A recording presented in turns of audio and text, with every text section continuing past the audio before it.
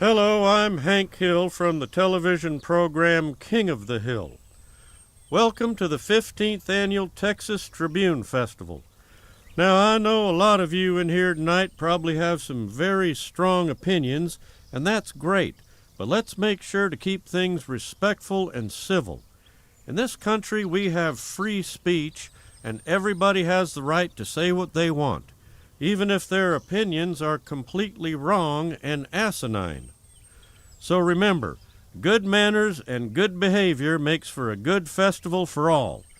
And I'll be standing by here just in case things get out of hand. So please be respectful of one another, no matter how pissed off you get. Thank you.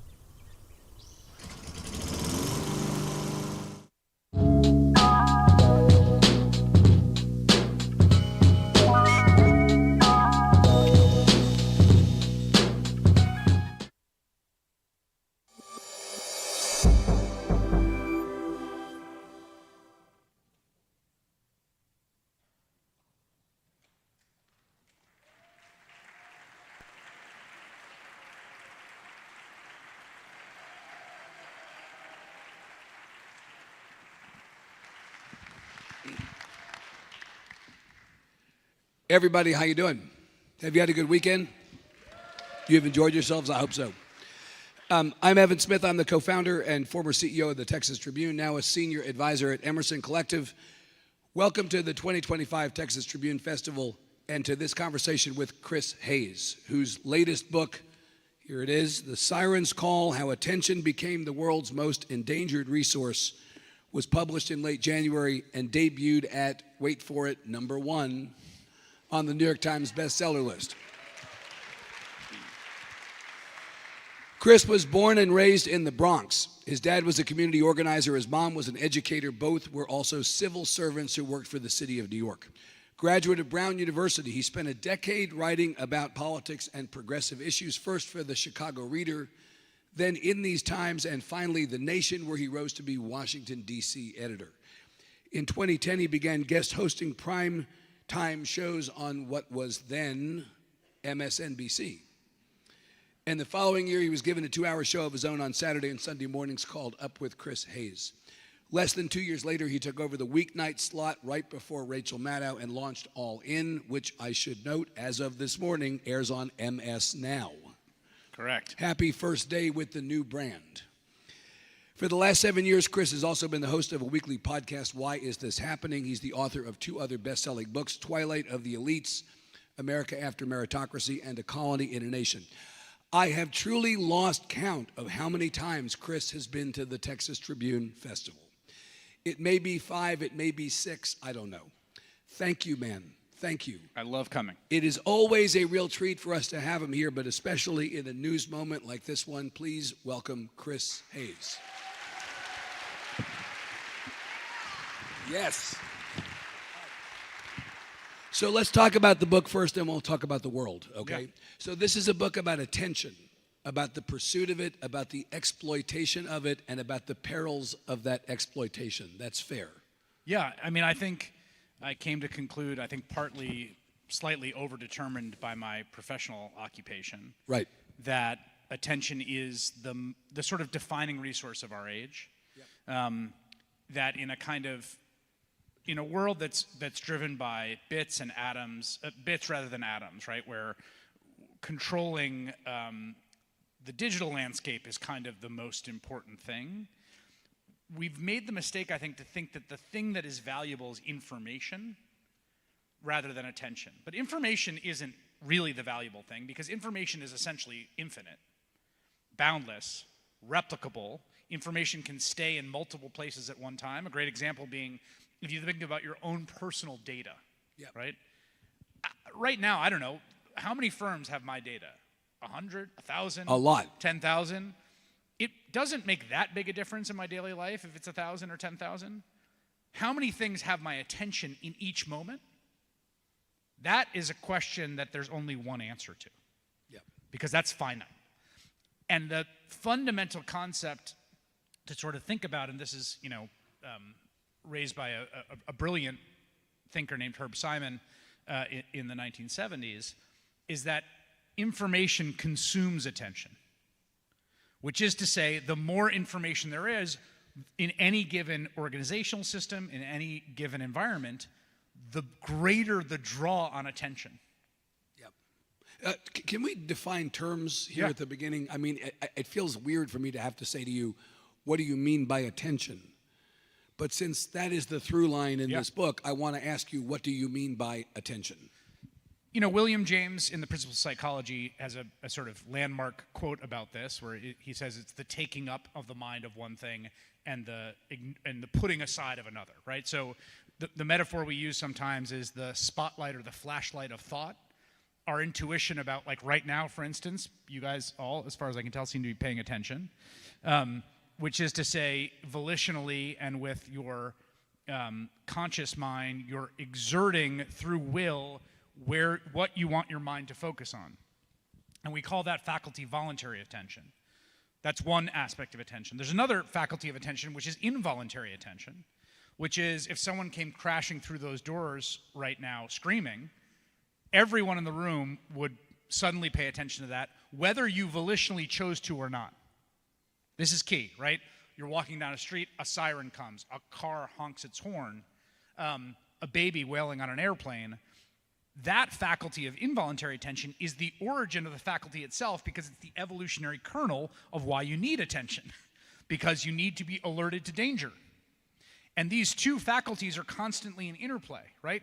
This sense that we have in the attention age of we're struggling like a kind of rider on a bucking bronco to master and control this wild thing that is our attention, is because we don't actually fully control it. And then the last faculty, the last part of attention in this triad is social attention, which is both the attention we pay to other people and, crucially, the fact that attention can be paid to us. And that this form of attention is very close to the connectivity and the kind of foundation for all of the forms of social life and socialization that make us have a meaningful life. But while it's necessary for that, it's not sufficient, and this is key. To be paid attention to is the necessary precondition for a great friendship or a loving romantic relationship or a connection with your son or daughter or mother or father.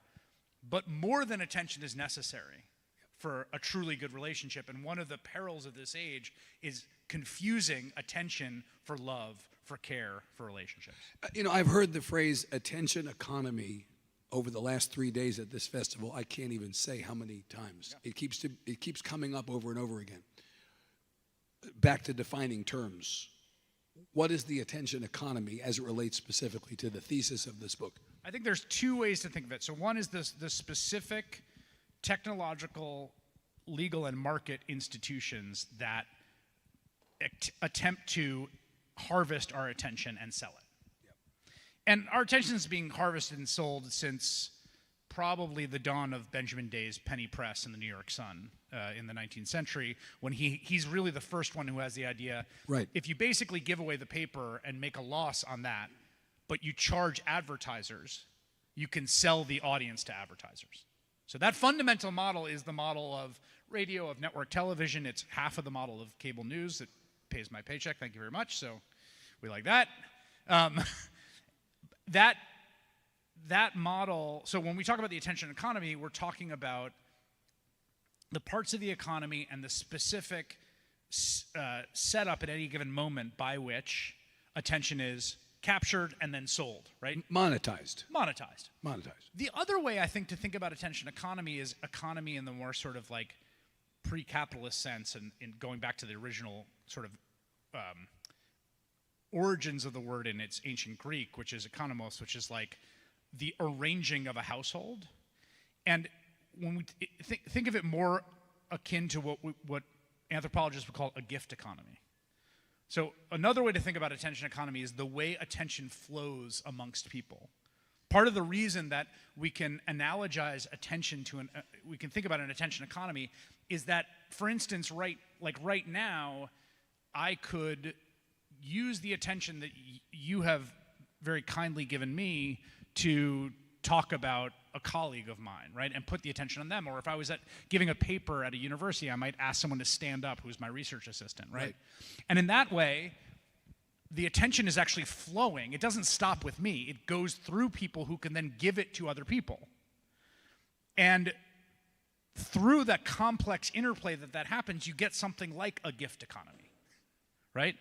People reciprocate each other with attention. Large platforms can aggregate attention and then give it to other people. So these are sort of two different ways, I think, of thinking about that phrase. Right. I'm glad you mentioned the penny press and the fact that this is not a new concept, because No. as you point out in the book, it's been true for a very long time that attention is a kind of resource that has value, and as you say, if you can seize it, you seize that value. You mention demagogues, showmen, preachers, great salespeople, holy men and women who have rallied disciples. All of them have essentially been trading in the currency of attention forever. So I want to know, who are the villains of this story?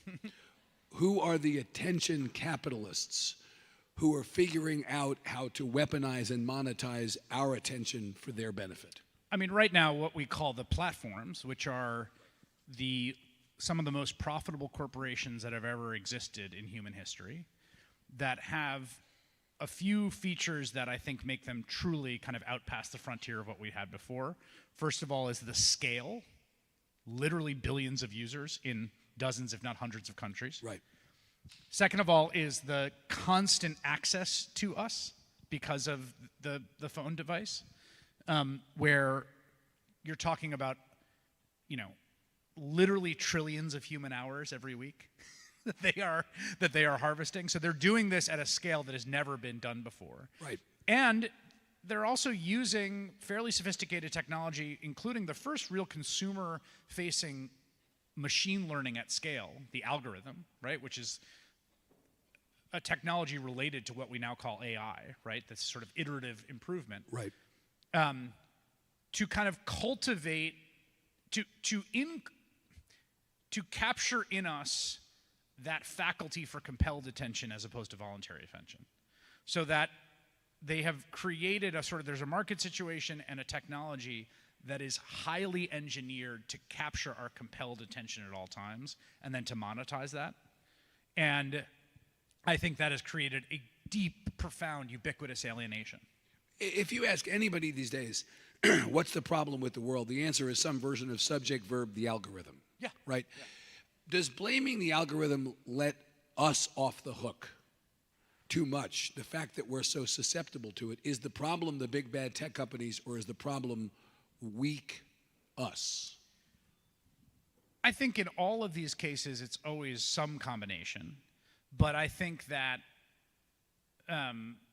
cigarettes are a great example, right? I mean, we have a biophysical receptor for nicotine in our brain, an endogenous nicotine receptor. Yep. The nicotine binds to that receptor. It produces a feeling. That's just our chemical inheritance, and it is the thing that makes smoking appealing and makes quitting smoking difficult. Now, different people find different ways to deal with that biological reality. And this is even truer, I would say, of our relationship to food. I mean, the example that I give in the book, which I think is the most useful analogy to think about, is our relationship to our own appetites is the closest thing we have of our relationship to our own attention. We can't escape our own appetites the same way we can't escape our own attention. You're going to be paying attention to something at all times, and you're going to have to eat. And in the same way that we have this kind of voluntary part of our attention and involuntary, with our appetites we have something similar, which is that we've got a whole bunch of biological inheritances from evolution about things that we like generally throughout the world. The reason that Coca-Cola can sell Coca-Cola everywhere is because that sweetness and the sugar molecule does something specific to us physiologically. But we also have all of the incredible, manifold scope and scale of human appetite, right? People eat whale flesh that's been buried under the ground, and they eat cheeseburgers, and they eat sushi, and they eat fava beans, and yada, yada. And much of what we think about when we think about the food industrial complex is this sort of interplay between what the large food concerns are trying to do at scale to get at that biophysical part of us, and then the other parts of cuisine that are all the things that we do to make Sunday dinner or to make a small little restaurant, right? And so we've got a real Coca-Cola and McDonald's problem with our minds. But the difference is there's no attention Ozempic. There's not, and believe me, it would be amazing if there were. Right. I mean, and honestly, Who knows? I mean, maybe there is one, I mean, actually, right? or there might be one on the horizon. I mean, I Right. think the GLPs, in some ways, part of what makes them so seismic and revolutionary is precisely because they are the first time that that problem has been dissolved at the biophysical level. Right? Like it's never been happened, and people have obviously struggled with this for very long periods of time. Right. Yeah, you do wonder if there's something like that. I mean, there are practices we can do, but to get back to your original question, yes, how we encounter it is partly a matter of will. But at scale, the issue is both the technology, the market structure, and the regulation or lack thereof that produce what we have now. The message of this book, as I took away from reading it, is that attention capitalists degrade us and they degrade politics. Talk about each. Yeah, so I think when you have, we all have this sort of notion of what something that's tabloid is. When you think about something that's tabloid, a literal sense, what you're thinking about is the tabloid papers that were first sold by all appearing in one place in a very competitive attention marketplace. So, like, if you think about the supermarket checkout counter, right? How does the supermarket checkout counter work? There's a finite amount of space, and there's a competition between what's the thing you're going to impulse purchase. If you think about Times Square, if you've ever been to Times Square, if you think about the floor of a casino, right? All of these have in common that they are competitive attentional marketplaces where there is this race to the bottom effect. If you create a universe in which that is the dominant form that people get their news and information, everything gets casinoized and tabloid. And increasingly it's the case, just as an empirical matter, this is how people find out about the world. Right. And so increasingly we select for the things that can best capture attention. And it is not at all an accident that a creature of 1980s New York tabloid world, which is the closest you have as an analog to this current attentional environment, Donald Trump is the one who has dominated politics in this. He really does, in this moment when attention is the coin of the realm. You have an attention junkie as president. He's perfect. His rallying cry is me, me, me. So in some ways, he has risen to meet the moment.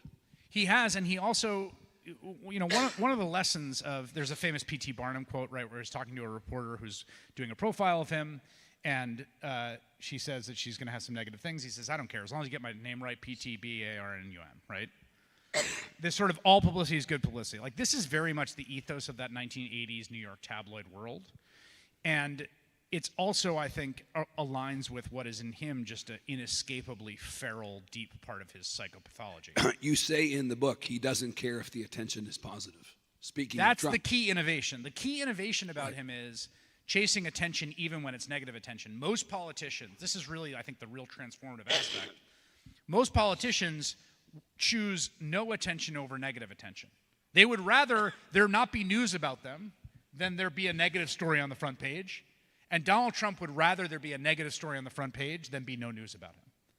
And that is very, very different than the way most politicians operate, right, but turns out to be relatively well optimized for the environment we're in. If there are villains in this book, who are the heroes? Well, every good story has villains and heroes. I mean, I think in some ways the heroes have yet to emerge, which is partly why I wrote the book. I think we're in this really interesting moment where things are very unsettled. The thing you said before about subject, verb, and algorithm, like one of the things I say in the book is that this feeling of alienation we have, alienation from our own attention, even in the course of me writing the book, went from feeling like an insight to a cliche. Like when I pitched the book, I was like, I would tell people, I'm writing a book about attention. They'd be like, oh, that's interesting. And by the time it came out, I was like, well, yeah, obviously. And it's almost become like air travel or traffic, right? Like it's a thing you could talk about at your barbershop or in a grocery line or at a family dinner. And everybody agrees. Yeah, everyone is like, this sucks. I don't like this. I don't like sitting in traffic, right? I don't like commuting on I-35 rush hour. And so in that sense, what you have, I think, is this very powerful combination of things, which is a mass sense of alienation, a mass rebellion against the status quo, without yet the forms of opposition catalyzing and the leaders to pursue what would be something different. But it would seem like, to me at least, that there's an opportunity for somebody to come along and be the white knight here.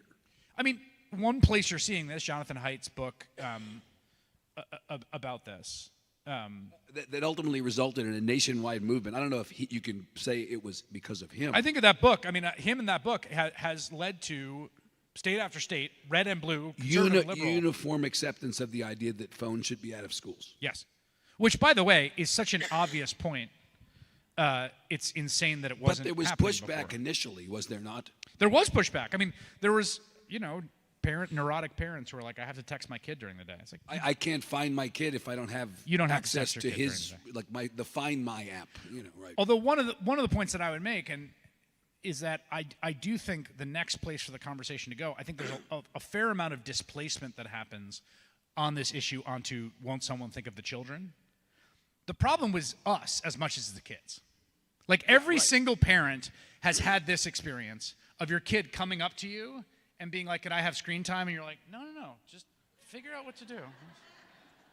I don't know, like go up to your room or something. Like every parent has done that. And if you go to, we talked about taking them out of schools. If you go to a grown-up, an adult business conference or anything, like it's a problem in all of those environments. And, and the people who run those conferences or run meetings and say, we're going to have no devices in these meetings, everyone's like murmuring narc under their breath. So this is one place that I think you're going to see a change that I think will be cultural, which is an expectation of more and more spaces not having phones. Device-free, like like public spaces, restaurants, conferences. I remember being in a bakery in Burlington, Vermont this summer, and there being little signs on the tables that said no laptops.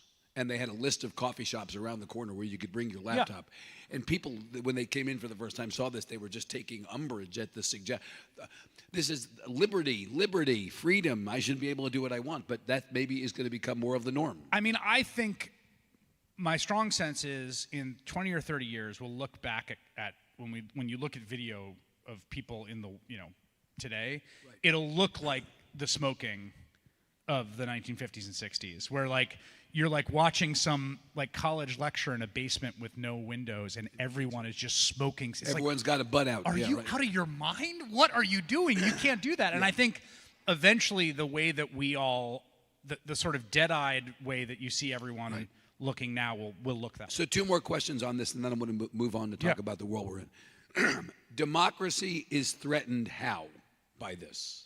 That's the question we should be asking always of everything. Yeah. Democracy is threatened how? I think that where we've ended up, which is the control of a very small number of outlets that have kind of created these apex predators that really do chase out everything that competes with them at scale, and now control how everyone sees information. I mean, like the New York Times, the cathedral of journalism, right? Whatever your feelings about it, like the most storied institution, they're doing a ton of vertical video. And why are they doing a ton of vertical video?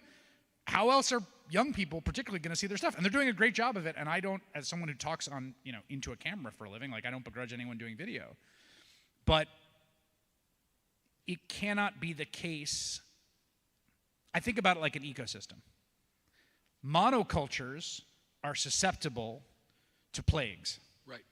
If you only have one kind of crop and a boll weevil comes across and it takes the whole crop out, you're screwed. And any ecosystem that is too dependent on one point of failure is going to be very, very weak and vulnerable. And increasingly the idea that all of the information people get about the world comes through a few platforms, through a few specific forms of those platforms, is wildly dangerous as a single point of failure. Not just in terms of what incentives it has, which I think are often negative, right? I mean, the thing about journalism is, say whatever you want about, legacy journalistic enterprises. They do have a set of values in addition to their attentional ones. Like, I have to get people's attention for my show, but it's not all I care about, right? The platforms, it's literally all they care about. There is no other. And so we're value. clear, when you say platforms, you're not just talking about big, bad, evil social media. You're talking about platforms that are not necessarily social media. I'm mostly talking about social media. I mean, I don't even think you could call it social media anymore. I think social media actually is almost a misnomer.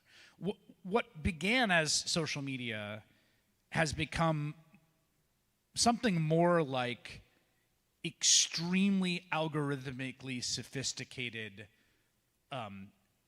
addictive, constant TV with no individualized and with no sense of anything like what the mid-century networks had or my network had, which is alongside this imperative from a business perspective to get people's attention, the ethos around informing that makes journalism and that is necessary for a functioning republic.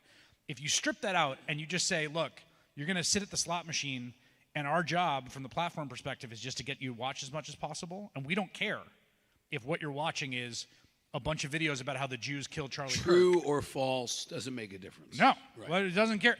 Every time that some video comes up about some wildly wrong anti-Semitic conspiracy theory, Yep. it's just more minutes in the pocket of TikTok and of ByteDance and Meta. Right. So I said there were no heroes, or asked about whether there were heroes yet. The reality is, it seems to me that we may be the ones we're looking for, right? Like, no one is coming to save us. We have to save ourselves. You list some things in this book. You talk about some things. You say, I read newspapers. Like, read a newspaper. That's one alternative. I mean, I wonder about limiting screen time. Why is it only kids who have to limit screen time? Why can't we just say voluntarily we see the value of limiting screen time? Absolutely, and I think creating spaces and cultural expectations around not having it. I think an institution like the Texas Tribune is one of the heroes here, right? Like, it's really important.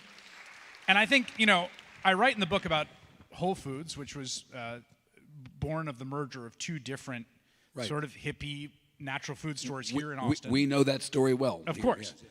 And the really important thing to remember that, like, in the same way that sign on the Burlington table felt like a little like eye-rolly and hippie and whatever, that's how natural food stores felt. Once upon a time. For a really long time. Like, okay, whatever. But what they were doing is they were pioneering and innovating a model that was in opposition to the worst excesses and depravities of global homogenized capitalist agriculture and food distribution. And so the things that start to push against this are going to start small and going to be a little eye-rolly. And they may seem unlikely now, but exactly. But wait, I'm assuming that there's been a QR code that's been up on the screen. I believe there will be one. We're going to have questions at about 1:15 the hour, and we'll have a great reporter for the Texas Tribune. Ask them on your behalf. Please be sure to submit questions. Okay, on to the fun stuff. I don't mean to go all politico on you, but who won the shutdown? I think in political terms, in narrow political terms, amoral political terms, the Democrats won the shutdown. I think it was. I think part of what made the end of it so strange was that, and again, I kept an open mind about it. Like, I just think if the overwhelming balance of the data that we have, which is two things: polling and an actual election taking place objectively, the results of election during the shutdown, was that people blamed Trump, they blamed the Republican Party. It 100% increased the salience of the one issue that Democrats are the most trusted on, which is healthcare. And this shellacking of an election, which genuinely was like a true ass kicking, took place against his background. Not just the fact of the victories, but the margins of the victories. The margins, and then the places, the fact that, something that people forget about that 2018 election, the first Trump midterm, was that, and this was very true in Texas, and in fact, I remember being here in Texas on election night in El Paso in the baseball stadium where Beto was having his event.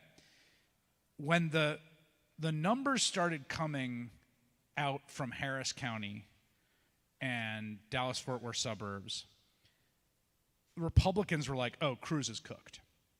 Well, in fact, I think Beto won the early vote in Tarrant County. Ultimately, right? Yeah. And everyone was like, reason, oh, whoa, this is going to be different. So the reason he wasn't cooked was because the margins moved further than anyone thought possible in West Texas and the reddest areas of the state. And what I mean by that is that 2018 election, even though Democrats did well as a top line, if you looked underneath the hood of it, the Trumpiest places in America got even Trumpier in 2018, and the anti-Trump places got even anti-Trumpier, and particularly these suburbs that had been kind of Romney Republican redoubts moved for the Democrats. And what happened was that movement netted out to Democrats' benefit. Yep. That's not what happened in the election 2 weeks ago. Everywhere moved. Every demographic moved in the same direction. Now, different amounts. Every single county in Virginia moved towards the Democrats. So you're not looking at, 2018 was like, oh, there's this weird realignment happening and there's this sort of trading of voters happening where in 2016 the trade netted out to Trump's benefit because of the Electoral College. Right. In 2018 it netted out to Democrats, right? What you saw in the election 2 weeks ago was movement every way in every direction. And that's, I think, a scarier proposition for the Republican Party, even in those 2018 results. As you know, no one self-flagellates like a Democrat, though. And what's happening is a lot of Democrats are self-flagellating over the end of the shutdown because they think they caved at their moment of maximum leverage. You don't think so? No, I think they did, but I also think, well, here's the thing that I found very difficult about the end of the shutdown. You got to give people, you have to have a public reason for why now. And there wasn't one. So think of this. Let's imagine they held the shutdown for 5 more days. And in that time, the legal challenges to the Trump administration's refusal to use a $5 billion contingency fund to pay SNAP had gone up to the Supreme Court, and the Supreme Court had definitively said, we are allowing them to not pay SNAP now pending litigation, which meant it's not happening for a while. And then the Democrats said, you know what? We're the only responsible party in Washington. We're trying to balance a bunch of equities to make sure that, a bunch of people don't get hurt on the health insurance side. But this is a brutal price to pay. And because the Republicans, don't care, we're just going to say uncle and end the shutdown because the balance has gotten too out of whack. That's a perfectly defensible, reasonable why now. But that's not what they said. No. Yeah. And instead what they said was like, oh, blah, blah, blah, blah, blah, blah. And that's partly because what really was, from the reporting I've done, there was no grand, there was no Chuck Schumer master plan to make this happen. It would be very weird if there were, because he looked terrible. It'd be very weird to be like, I, the leader, got, sabotaged by 8 of my members, but I really wanted them to do it. No, the people that voted to end it were antsy from the beginning and basically lost their nerve. Right, but there were a bunch of them who were leaving the Senate. The irony was that the kind of, the people who were making peace with the Republicans to end this shutdown were people who are not going to have to be around long enough to live with the consequences of this. Yes. Right? In some cases, not all, but in some cases. But in some cases. So now there's going to be allegedly a vote on extending the Obamacare subsidies or something related to the presumed increase in health care costs that will result if they do nothing. There's no way that the math on that's going to work out for the Democrats, is it? Although let me make a point that a lot of people that went through the sort of Ted Cruz-inspired shutdown that happens in 2013. And a lot of Republicans particularly, I think their mental model was that this was similar to that. But I want to make a key distinction why I think actually the Democrats did so much better politically. The 2013 shutdown was, again, continuing a funding of the government bill in which they wanted to basically defund Obamacare, right? That's not an ask you can say yes to, right? The Democratic Party Barack Obama just won re-election. Having done the ACA, they're not going to be like, okay, on second thought, scrap the ACA. Never going to happen. The ask from Democrats was nowhere near that crazy. In fact, to be totally honest, in narrow political terms, in terms of what would be best for the electoral prospects of the Republican Party in the next election, them just extending the subsidies for 3 years, I think, is 100% the best thing. They should have taken the deal. They should take the deal. Yeah. It was, honestly, first of all, it's substantively the right thing to do. It's going to keep people's costs down. It's politically the right thing to do. Right. And it was not an insane ask like scrap the ACA. So there's going to be a vote. I think they're so ideologically resistant to it that it will fail. But I also don't think it's a crazy thing for them to keep pressing on. But then the Republicans own the consequences of do. the increase in healthcare costs. Which, by the way, just to be clear, like, I just did open enrollment. It's not just that premiums are going up on the exchanges. They're going up everywhere. Now, there's a complicated reasons for that, but one of them is, the larger the risk pool, the lower the premiums, generally, as a just general principle.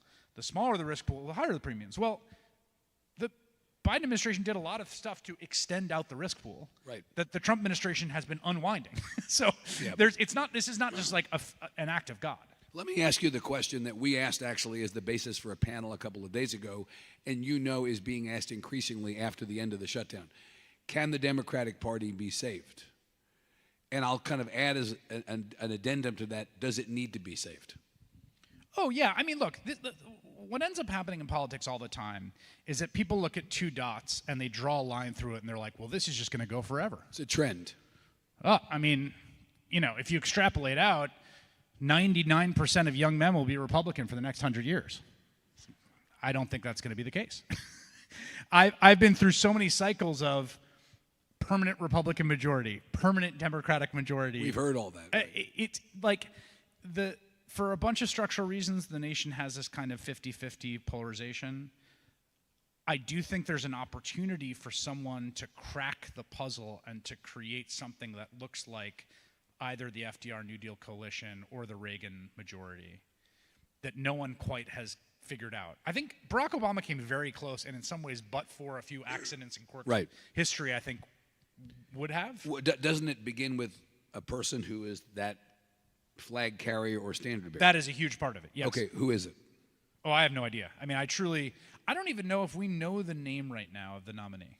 On the Democratic side? Yeah. Do you know the name on the Republican side? Vance-ish?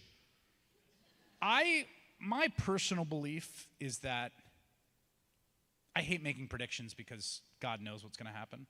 It's cost-free. Right, which is also why I hate it.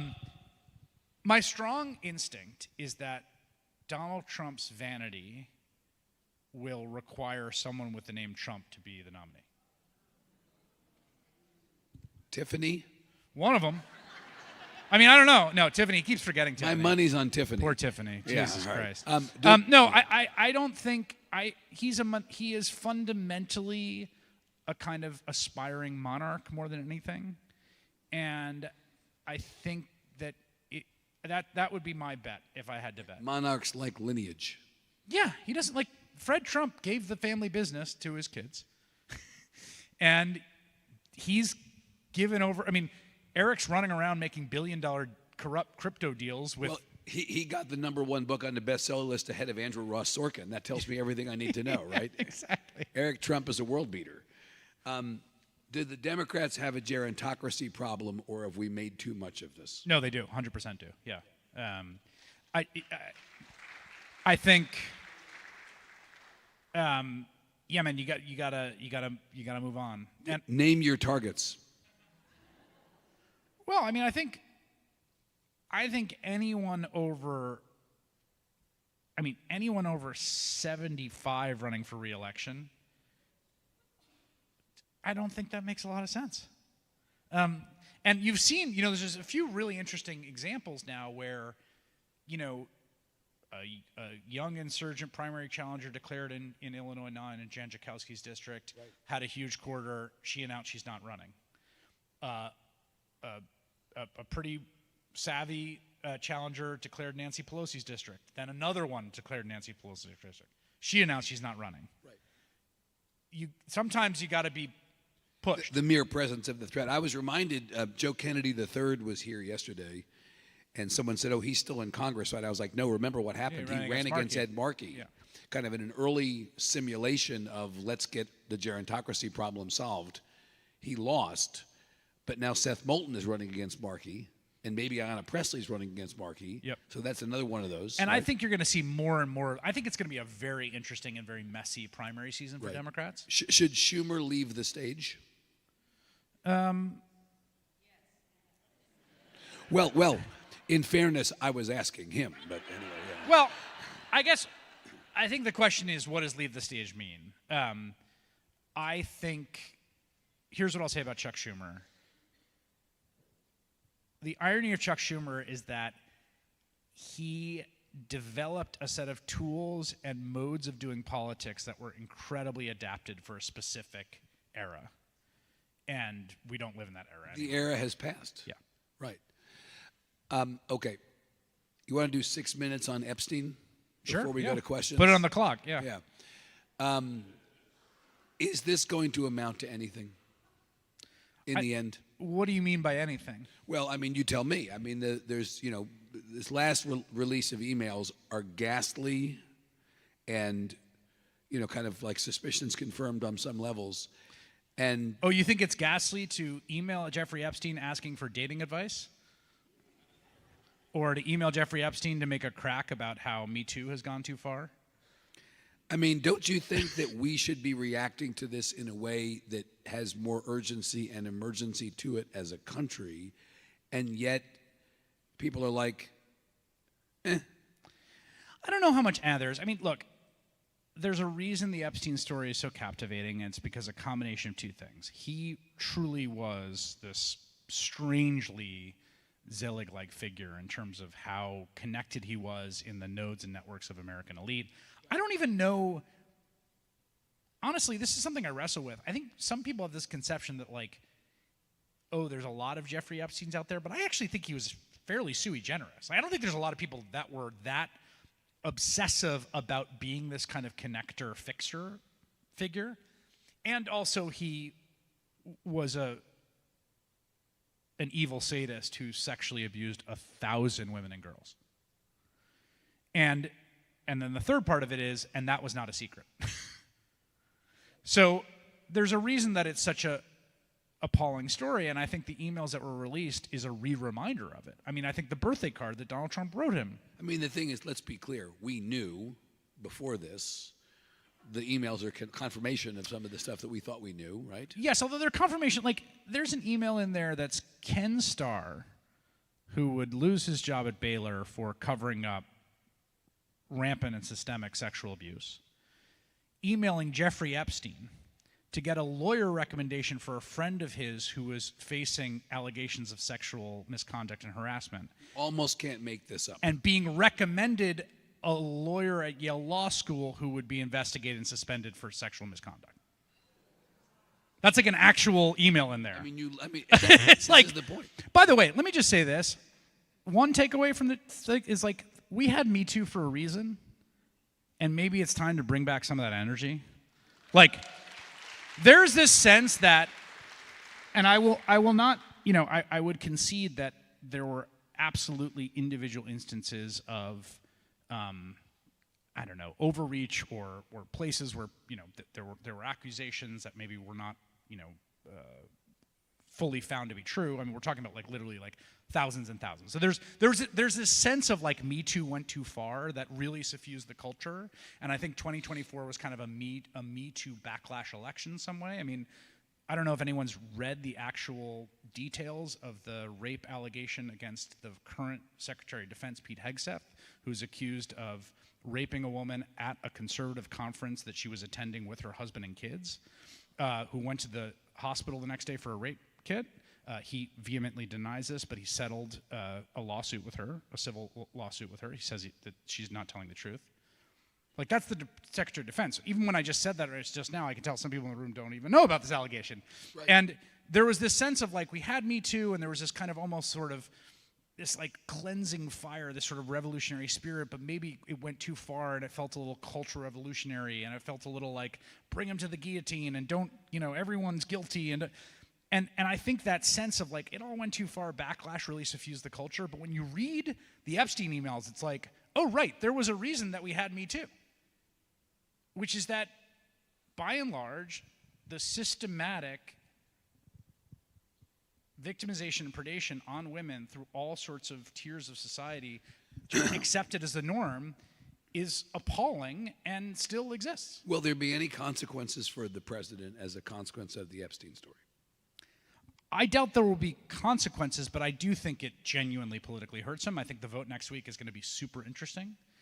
There's going to be a vote. It's going to be on Tuesday. And a bunch of Republicans are going to end up voting for the release of the files. Right? This is what's super interesting about the vote on Tuesday. If you were paying me to advise the White House, which I don't do, I think what I would say to them is, don't whip the vote. Because if you whip the vote and you lose 50 people, it's going to look really bad. If you just say, you know what, it's not going to go anywhere in the Senate, and anyway, the president's never going to sign the bill, so like you guys do whatever you want, but also, it's dead. Also, if it's a hoax, why are you bringing Lauren Boebert into the Situation Room? Right? Like, I mean, they're acting, whoever said Bill Kristol, there was a Bill Kristol column on the Bulwark the other day, the headline of which was, boy, he's acting like he's guilty or something like that. Yes, and again, I keep coming down to that birthday card is one of the creepiest things I've ever read in my whole goddamn life. Straight up. Like. Again, you can't make this stuff up. No. Let me invite Paul Cobbler, who's a reporter for the Texas Tribune, to come to the podium, and he'll ask questions that I hope he has received on your behalf of Chris. Thanks, Evan. We have plenty. To start us off, we have Winnie from Plano who asks, Trump craves publicity and seems to use this to his advantage. Why does this not seem to work for other politicians? It's a good question. I write about this a little bit in the book about how non-transferable the Trump model seems.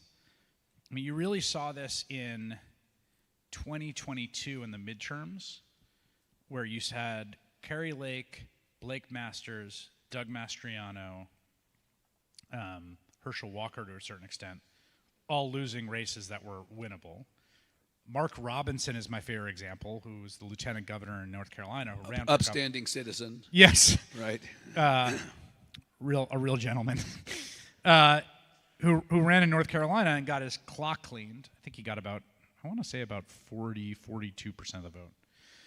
So I do think, look, Trump has some genuine genius for this. He just does. It's it's a feral quality. I think it's largely instinctual. It's not particularly theorized. Yeah. I do think the lesson, the transferable lesson is about being less risk averse vis-a-vis attention. And I think a great example of that is the shutdown. Like, the risk averse decision would have been to whip 8 votes for a continuing resolution like they did back in the spring and not have a shutdown.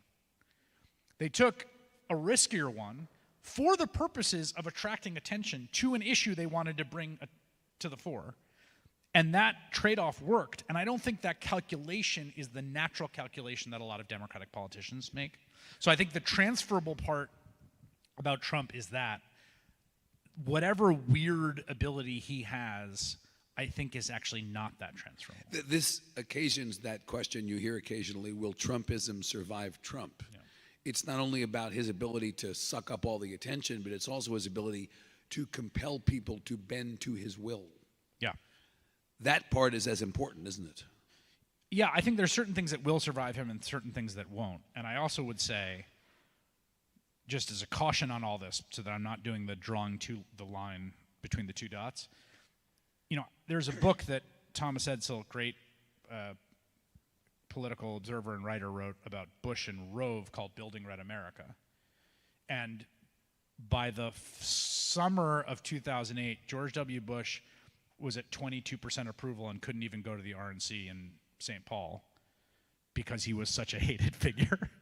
Like, I don't know where all this goes, but events are going to have a huge role in them. The question we could be asking in 2 years is, can Trump survive Trumpism?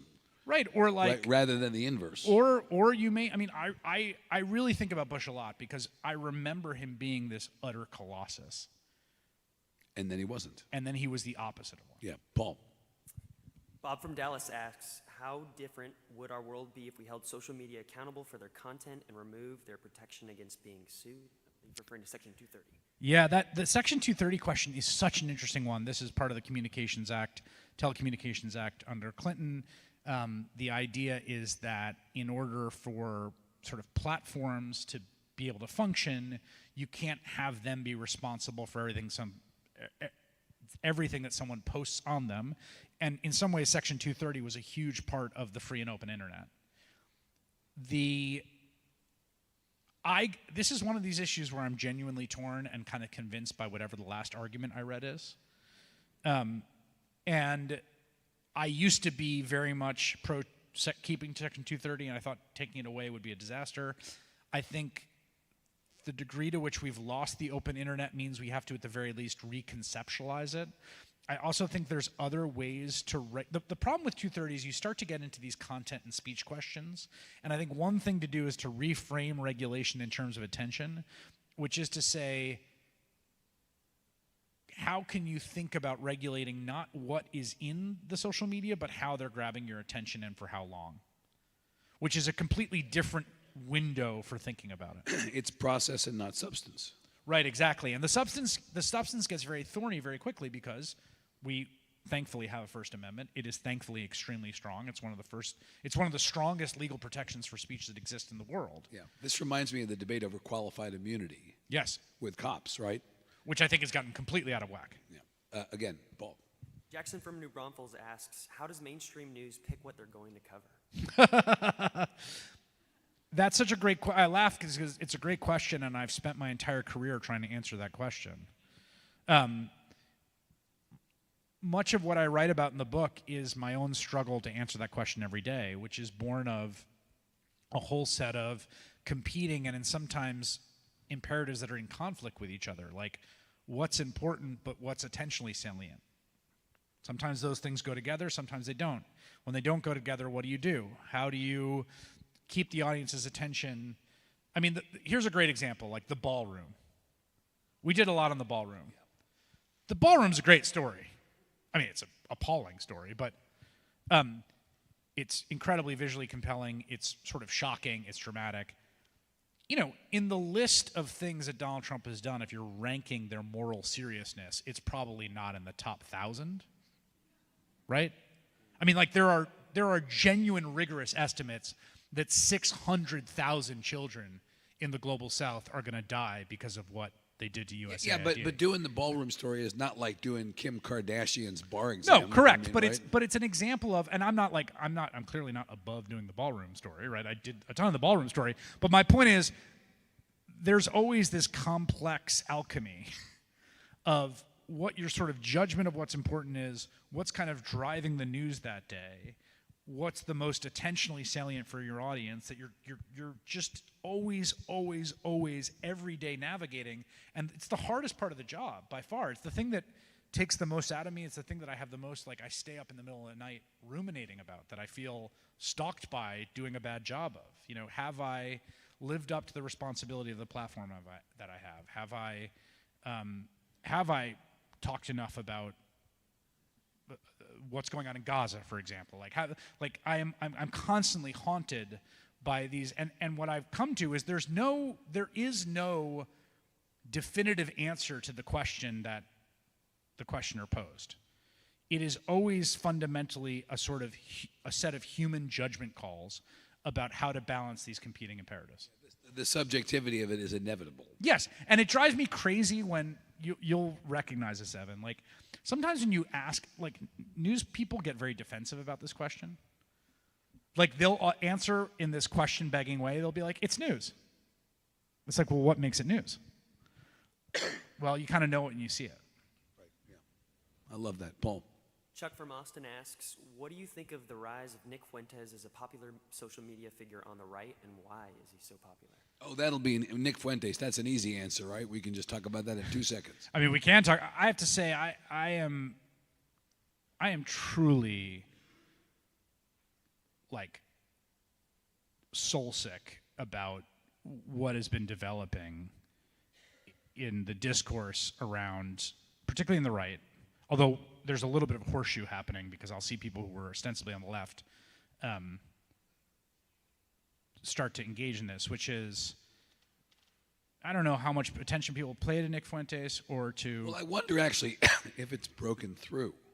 Candace Owens, Tucker Carlson. If this is an internal conversation or an external conversation.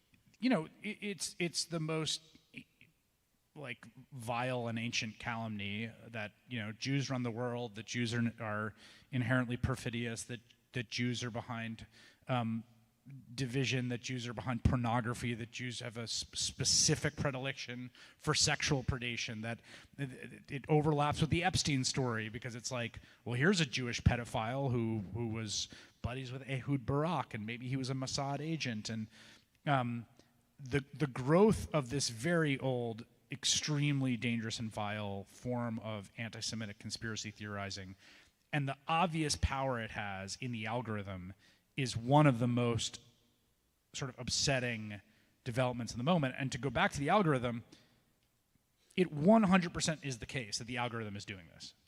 And I know this because my algorithm does it to me. Like, I look at a lot of stuff about the Middle East, I look at a lot of stuff about Gaza, and there has been a tremendous amount of images coming out of Gaza that are some of the most awful images that I've ever seen in my life. A father carrying the limbs of his dead child in a plastic bag.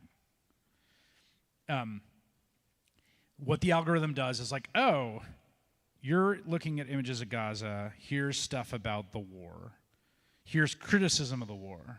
Now here's Nick Fuentes criticizing the war. Now here's Candace Owens criticizing the war. Now here's Candace Owens telling you how the Jews killed Charlie Kirk. Now here's Candace Owens telling you how it's the same people for the last 100 years who've been behind all our problems. Yep. It very clearly is the case that, A, there is an ancient power in this form of anti-Semitic conspiracy theorizing. It's independent of whatever the particular medium in a given age is. And also the media, the platforms we have right now are acting as an accelerant. The number of people in polite society, in public life, whose attitude about Nick Fuentes is, it's kind of alarming, isn't it? It's startling. I mean, when you have someone on Tucker Carlson's show saying we have to talk about American Jewry we're doing this as a phrase, right. And I say this, I'm not Jewish. My wife is half Jewish. We have, my in-laws are Jewish. I have what I would say a mixed family. We celebrate Hanukkah and Passover in my family. We don't go to temple, but my father was a Jesuit seminarian. I was raised in the Catholic Church. I grew up in an incredibly, incredibly Jewish milieu in New York, where I went to Shabbat dinner and I went to bar mitzvahs, and it was very immersed, and have a sort of enduring. It's just very close to me, informative for me, what I've learned from Judaism, from Jewish people, from Jewish mentors. And one of the things I think is really important is that for people that have been, as I have been, very critical of the conduct of Israel's war in Gaza, to take an incredibly hard line on this stuff. It's a real responsibility, I think, of folks to really see this for what it is in this moment, and a specific moral responsibility, I think, for people who, again, rightly to my view, have been so critical of the war in Gaza. Okay. Couple more, Paul. Bethany, who is a transgender woman from Austin, asks, what do you think is driving the attention industry of anti-trans shock jocks, and what social implications do you think this has? That's such a great, great question. I think, will you say the question again? I can do that. This came from Bethany, who is a transgender woman from Austin, who asks, what do you think is driving the attention industry of the anti-trans shock jocks, and what social implications do you think this has? I think fear, scapegoating, bullying, and targeting relatively powerless targets. I think there is actually something radical, and to me, bracingly beautiful and radical and courageous about deconstructing the inheritance of gender. I think that's completely liberatory, but it genuinely is at odds with a lot of the received beliefs people have. So that's part of it too. But the last thing I would say about this, and one of the things I think that we're maybe turning a corner on, is one of the things that happened in this last election, there is a desire to put all this attention on the lives and bodies of trans folks by the right now. And I think it was over 50% of the ad spending by the Republican candidate in Virginia, Winsome Sears Earl, I always get those two. Over 50% was basically anti-trans ads, and it completely fell on its face. They didn't land at all. They didn't land at all, and when you ask voters about this right now, the salience of this is just basement. Right, but when you go back to the 24 election, I mean, those of us who live in big college football cities saw that Donald Trump is for you, Kamala Harris is for them ad repeatedly during college football games. I saw it too, yeah. The lack of salience in this election cycle is extraordinary considering the absolute salience in the previous and the spend in the previous. Yeah, and I think it partly turns on some of this alchemy, but I would say that one of the Brittany, is it Bethany? Bethany's question. My hope is, and I've had multiple trans people in my life telling me this, of just like, leave us alone and let us live our lives. And I think actually there's a real message there that has a profound connection to some core American values, which is mind your own goddamn business and stay out of people's lives. Stay out of here's one. Stay out of the healthcare decisions that parents make with their kids. Like, how dare you tell me what I do with my kids' healthcare? How dare you? Like, you're not in my household. In my household, we as a family come together and we make decisions, and we make decisions in the best interest of our kid. And if that kid needs a certain kind of care, you, Governor Abbott, and you, President Trump, don't get to tell me that they don't get that care. And that is, I think, a framing for this that has some potency out beyond people that are maybe the usual suspects. All right. It's 5 o'clock, Paul. Thank you for the audience questions. Everybody, how fortunate are we to have Chris Hayes back? Give him a big hand. Thank you. Thank you.